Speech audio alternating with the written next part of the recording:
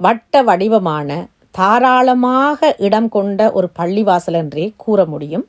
இங்கு வாசலிலேயே பாதணிகளை கலட்டி பக்குவப்படுத்துவதற்கான சின்ன சின்ன பெட்டிகள் வைத்து அதற்கு எண் வைத்து பாதுகாக்கப்படும் அளவுக்கு மிக சிறப்பாகவும் அதிநவீனமாகவும் செய்யப்பட்டிருக்கிறது. பார்ப்பதற்கு புதுமையாக இருந்தது. அடித்தளத்தில் ஆண்களும் முதலாவது தளத்தில் பெண்களுமாக தொழுகை செய்யும் அளவுக்கு வழி செய்யப்பட்டிருக்கிறது. பள்ளிவாசலுக்கு செல்லும் முன்னர் தங்களின் மேனிகளை சுத்தப்படுத்தவும் கீழ்த்தளத்திலேயே அதற்கான இடமும் அமைக்கப்பெற்றிருக்கின்றது. இந்த பள்ளிவாசலுக்குள் நான் நுழைந்தவுடன் என்னை ஆச்சரியப்படுத்த வைத்தது அதனுடைய பிரம்மாண்டம். அதுக்கு அடுத்ததாக நிலத்தில் போடப்பட்ட கம்பளம்.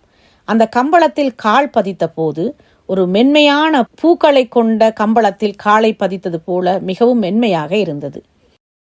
அந்த கம்பளத்தை பார்க்கும் பொழுதே அதனுடைய விலை எவ்வளவு இருக்கும் என்று புரிந்து கொள்ளக்கூடியதாக இருந்தது.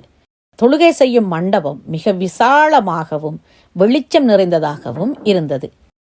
இங்கு பார்வையாளர்களாக வருபவர்களையும் பார்க்கிறதற்கு வழிவிடுகிறார்கள் இந்த இஸ்லாமியர்கள். அதிகமாக பெண்களை இஸ்லாமிய பள்ளிவாசல்களுக்குள் அனுமதிப்பதில்லை. ஆனால் வெளிநாட்டவர்களாக இருந்த எம்மை இந்த பள்ளிவாசலுக்குள் சென்று பார்க்கும் வழியை அவர்கள் செய்திருந்தார்கள்.